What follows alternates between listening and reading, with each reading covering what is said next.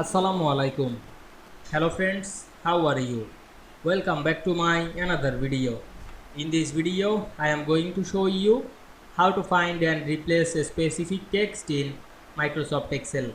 Let's get started. At first, you have to open your Excel workbook. Now we want to find and replace the specific text. At first, go to the home menu. Select the find and select drop down menu. Choose the find option. Then find the text. Now I am find blank text. Then click replace all, find all. Then we go to the replacement option and write another text.